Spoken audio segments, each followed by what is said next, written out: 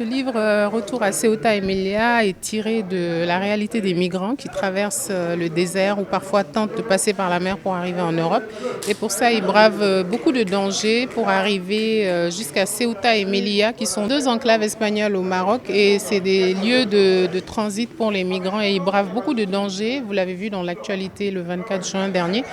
Plus de 2000 migrants ont essayé de passer, c'est-à-dire qu'ils escaladent les grilles au péril de leur vie. Il y en a qui vont tomber des grilles, qui vont se fracasser, il y en a qui vont se blesser, d'autres on va leur tirer dessus. Donc c'est pour dire que le danger est immense et un tel événement avait lieu il y a quelques années et on voit que ça se reproduit, donc le roman est plus que jamais d'actualité. Ce livre, je l'ai écrit comme une enquête journalistique. Je me suis beaucoup documentée, j'ai appelé les ONG, les organisations de défense des migrants comme l'OIM, le Croissant mauritanien, Médecins sans frontières, des associations basées en Espagne qui travaillent sur l'accueil des migrants.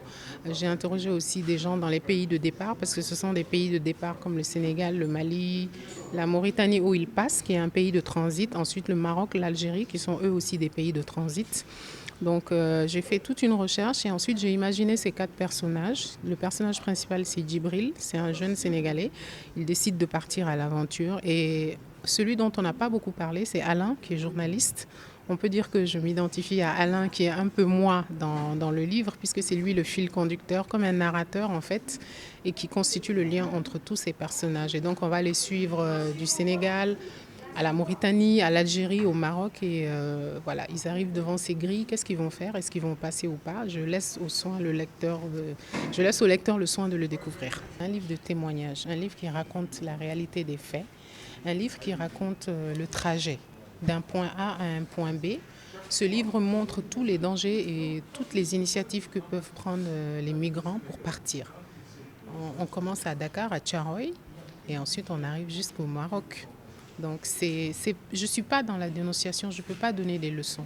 Moi, je témoigne de ce que vivent ces gens-là. J'espère que ce livre sera un outil de sensibilisation. Pour le moment, il est très bien accueilli.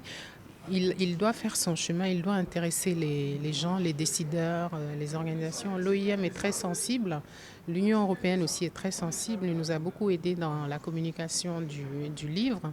Et qui sait, peut-être qu'on va en faire un film.